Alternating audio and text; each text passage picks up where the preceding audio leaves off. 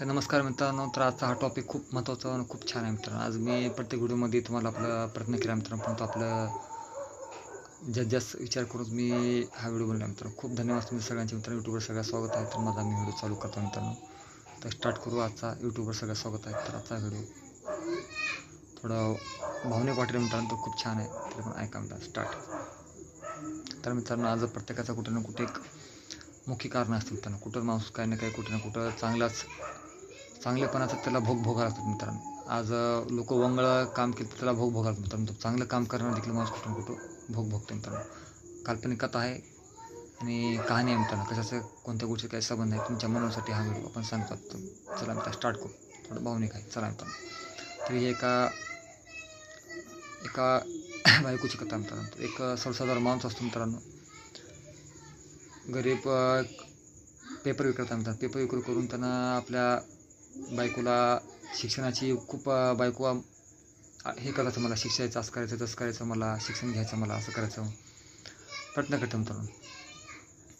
हे बायकोच्या आईला जाऊन मित्रांनो बायकोचं सतत प्रयत्न असं असतं की मला शिकायचं, मला शिकायचं म्हणून मित्रांनो. ह्यामुळे माणसाने काय करतं, माणूस आता लईच हट्ट करत आहे म्हणून ह्यानं काय करायचं, शिकवते मित्रांनो.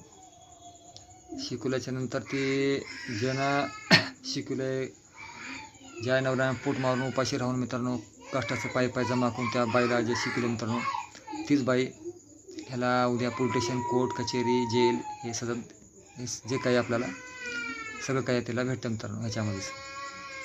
तर प्रत्येक काही आपल्या चॅनलमध्ये एक कळवून येते की मित्रांनो, जे काही माणूस करत असतो तसंच काही होत नसतं मित्रांनो. प्रत्येकाला कुठे ना कुठे काही ना काही चांगलेपणाची सजा म्हणजे एक सजा भेटते मित्रांनो चांगलेपणाची. कारण की एवढं कष्ट करून शिकवणे, त्याच्यामधून बी तीच बायको त्याच्याच विरोधात जाणे म्हणजे विचार करा मित्रांनो. कारण की जे काही आपण करतो तसं काही कधी काही घडत नसतं मित्रांनो. कारण की आजचं जे काही ही दुनियादारी आहे मित्रांनो, ह्या दुनियामध्ये कोण आपला आणि कोण पर काही करत नसतं. जशी अर्धांगिनीच पाठीमागून मारलं तर मित्रांनो ते पुढे काय करणार मित्रांनो.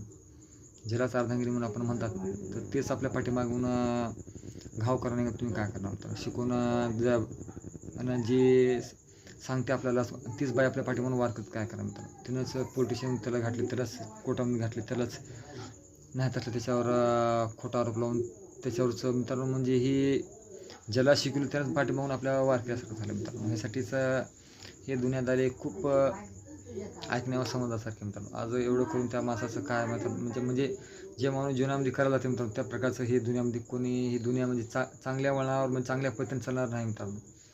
जे काही आपण ऐकता व करता मित्रांनो त्या प्रकारचे ह्या दुनियामध्ये काही घडत नसतं. कारण की जे माणूस चांगल्या पावलावर चालते पण त्या माणसाला तशापैकी रस्ता भेटत नसतं मित्रांनो. खोटे आरोप करून काही बी त्याच्याविरुद्ध चांगल्यापणाचा प्रत्येक गोष्टीवर कुठं ना कुठं आरोप करून त्याला कुठं ना कुठं जाऊन तिथं लगेच कुठं पोलीस स्टेशनला जाऊन खोटा आरोप लावून त्याच्यावर असं केलं तसं केलं म्हणून तिथं त्याच्याबद्दल 2 गोष्टी बोलणे, काही बी सांगणे, एका 2 3 4 सांगणार मित्रांनो.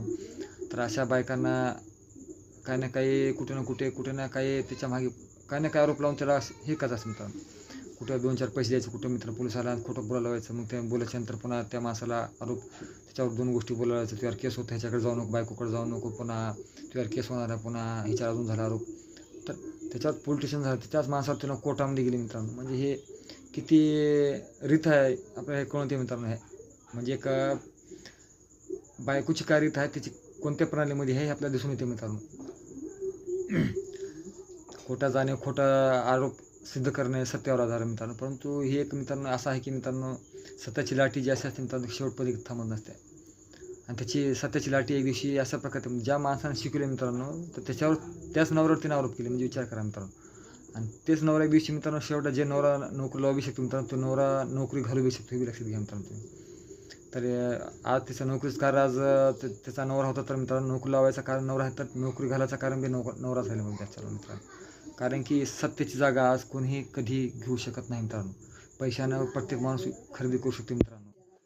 सत्यच प्रत्येक जागेवर कुठे ना कुठे वरच्या जागा चांगली कुठे ना कुठे गोष्ट अशी असते की मित्रांनो तुझी जागा कुठे ना कुठे ती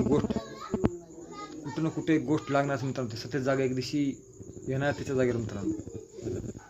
कारण की असत्य हे कधी सत्यासमोर एवढं असतं मित्रांनो. कारण की सत्यच जागा सत्यच 100% घेत असतं मित्रांनो.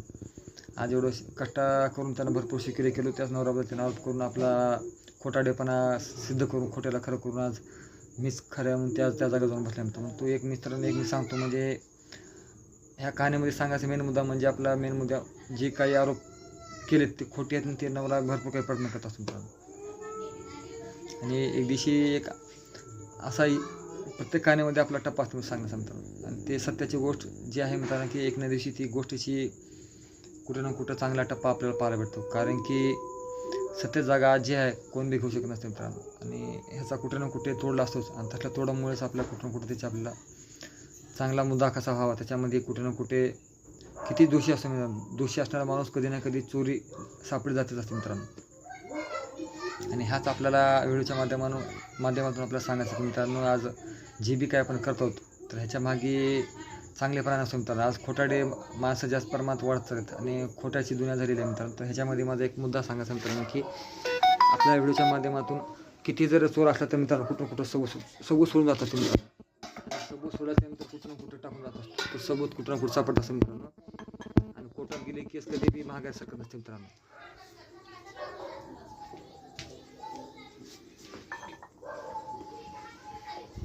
आणि जेव्हा गोष्ट व्हायरल झाली का मित्रांनो सगळ्या वरपर्यंत जिकडे तिकडे पोहोचायला लागली का मित्रांनो मग स्वतःचा लगेच उघड होते मित्रांनो. उघड झाल्यानंतर मग कसला बी गुन्हेगार राहते मित्रांनो. तर असं होणार म्हणजे होणार मित्रांनो.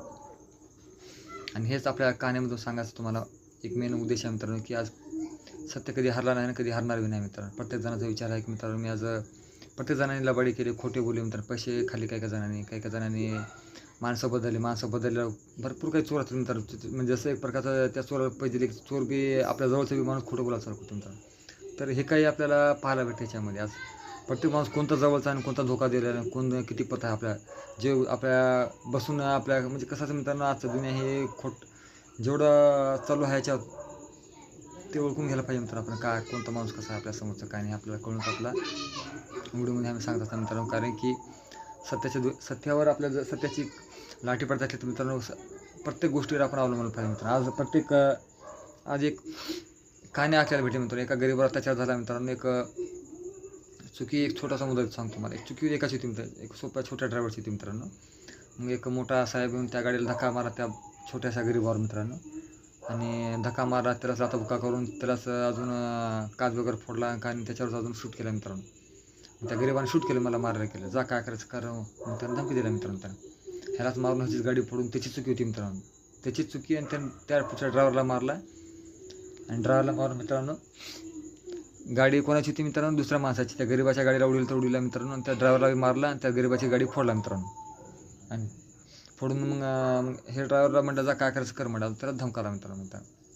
आणि धमकल्याच्यानंतर ह्या गरीबानं एक दलित होता गरीब मित्रांनो. मग ह्यानं शूट केला मित्रांनो जे बोलले काय ते मित्रांनो. शूट केल्यानंतर ती व्हिडिओ मग एका मोठ्या ह्याच्याकडे दिला मित्रांनो मोठ्या यूट्यूबरकडे मित्रांनो.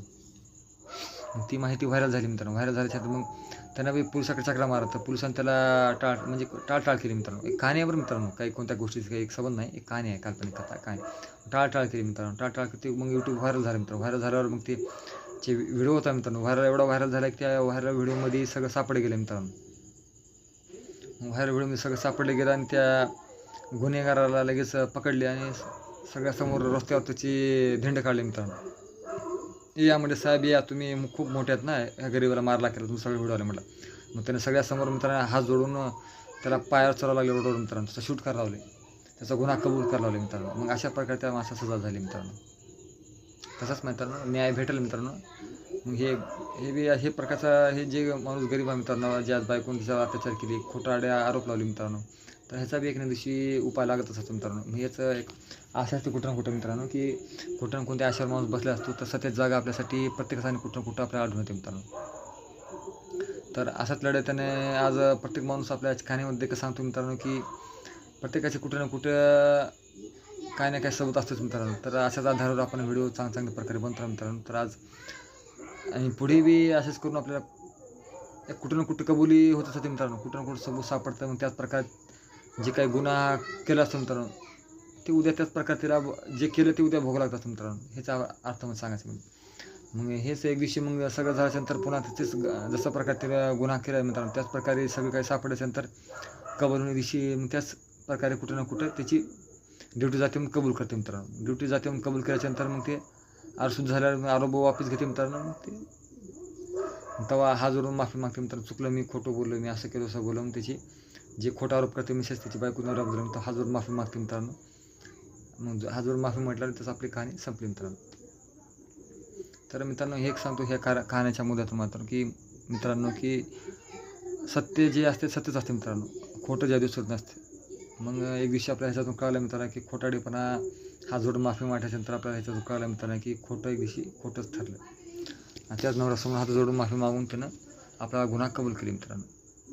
तर हे ह्या सत्य जागा मित्रांनो. प्रत्येकाला कहाणीच्या माध्यमातून आपण हा छोटासा उद्देश आपला दिसून आला मित्रांनो. काल्पनिक आपली छोटीशी कहाणी आपण तुमच्याबरोबर सांगून आपली 10 मिनिटात आपण कंप्लीट केलं मित्रांनो.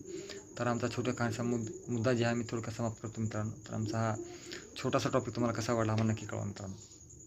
ह्याच्यात तुम्हाला आमचा टॉपिक जे होता ह्याच्यामध्ये काय मुद्दा होता मित्रांनो की जे काही नवऱ्यावर आरोप खोटे सिद्ध केले ते नंतर चालून त्यानं आपली नोकरी झाली म्हणून कबूल केली मित्रांनो. आणि सत्याच्या गोष्टीवर आढळून आपले हात जोडून सगळ्यासमोर माफी मागितली मित्रांनो.